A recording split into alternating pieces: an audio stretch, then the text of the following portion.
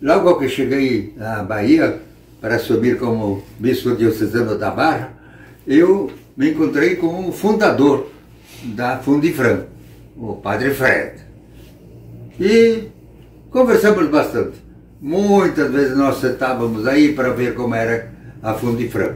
E eu, que tinha trabalhado com fundações, já tinha trabalhado em 2 lugares com fundações, em Ijuí, onde eu fui nomeado bispo, e depois em Caçador. Caçador eu fundei lá uma faculdade, tudo através de fundações. Então eu tinha certo conhecimento. Quando eu cheguei, os diretores, eram vários diretores, parece que eram 4 diretores, recebiam da diocese. Porque como fundação, sendo diretores, eles não podiam receber. Então recebiam da diocese. Porém, o dinheiro era repassado da fundação para a diocese para pagar esses funcionários, que eram funcionários da diocese, recebiam da diocese. Eu disse para o Fred, digo, não vai dar assim. Vamos tentar organizar, dar autonomia, plena autonomia à Fundifram e receber da Fundifram e não da diocese. Porque ficava compromisso da diocese com os funcionários para toda a vida, né? E o Fred entendeu. E até ele me disse, se vê que você já trabalhou com fundações. Aí, depois de um tempo, foi então desmembrados esses membros, eram 4, pelo que eu me recordo, e começaram a receber da fundação. Aí o Fred, não sei que houve alguma coisa, parece como secretário, tá? Ele disse, o senhor vai ter que assumir a Fundifram. Eu era o bispo tinha sempre como direito de ser o vice da fundação. Dom Tiago Croen tinha sido vice. Aí eu continuei como vice e depois então, sendo que não tinha o presidente, foi feita uma votação para presidente. Eu sei que recebi a grande maioria dos votos para a presidência. O Fred se lançou também candidato. Disse, mas vou ser candidato, ele falou comigo, vou ser candidato para não dizer que é um candidato único. E aí, de fato, ele não fez propaganda, não fez nada, e daí depois ele se retirou. Ele não quis mais se envolver com a Fundifram. Mas ele tem méritos extraordinários pela própria fundação, pela organização. E me recordo bem que uma vez ele me disse, daqui para frente a Fundifram vai ser ela mesma. Ele falou assim, daqui para frente a Fundifram vai ser ela mesma. Até agora foi Fundifram Diocese. Daqui para frente vai ser Fundação ela mesma. Bom, o trabalho que a Fundifram vinha fazendo era um trabalho de promoção humana, a partir da agricultura. Muito também voltado para a pesca. A região dos pescadores daqui também recebiam bastante apoio da própria Fundifram.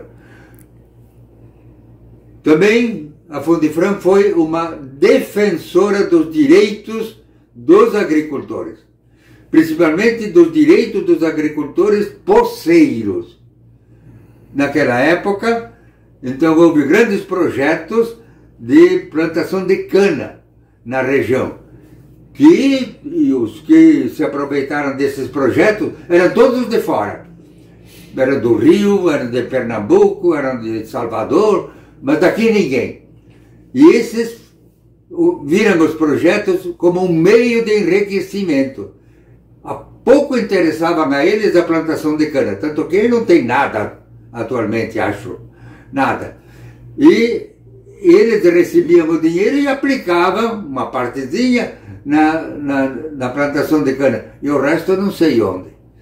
Mas é certo que não vigorou todo esse grande projeto de plantação de cana à beira do São Francisco. Mas dinheiro veio em grande quantidade para esses que eram os que, digamos, aceitaram o projeto. A partir disso, todos os que moravam à beira do Rio São Francisco ficaram ameaçados, porque esses precisavam de grande quantidade de terra para plantar a cana, entre os quais, então, aí a picada do Retiro, né? É picada do Retiro ou Retiro da Picada? Retiro da Picada. Retiro da Picada. É o Retiro da Picada. Era o Retiro porque havia uma área que se ocupava dentro do rio. Era um tipo de uma ilha. Havia um braço do rio e lá eles foram primeiramente pedir que se retirassem. E o pessoal que tinha os bisavós que moravam lá, eram moradores lá. O pessoal não saía. Aí veio um trator e foi por cima das casas, derrubou a maioria das casas. Quando veio a notícia, o Hermes, Frei Hermes Miola e o Frei Luiz foram imediatamente para lá. Eu tinha atividade aqui que não podia transferir, fiquei. Em seguida eu fui para lá também. E fomos, e lá então nós já organizamos aqui e levamos comida e outras coisas para o povo que tinha sido praticamente arrasado. Na chegada, ficamos sabendo da morte de uma menina, chamada Claudiana. Essa menina estava com febre. E quando o trator foi por cima da casa dela, a mãe escapou e atravessou aquele braço do rio. E encharcou de água a menina. E ela, que estava com febre, veio a falecer. Eu tomo essa menina, Claudiana, como um símbolo da luta da mãe dela e de toda aquela população. Muitas vezes eu citei esse nome nas minhas pregações, para dizer que ela é um símbolo que, digamos assim, foi martirizada em favor do povo que lá estava. Pois bem, depois disso, parece que os que fizeram aquela maldade, que derrubaram as casas, e por diante, eles se aquietaram um pouco, porque nós fomos para lá e ficamos lá 3 dias. E morando numa barraca, uma barraquinha que tinha lá, o Frei Hermes continuou lá. O Frei Luiz continuou lá, e depois eu vim embora. Então essa foi uma luta abraçada pela Fundifram.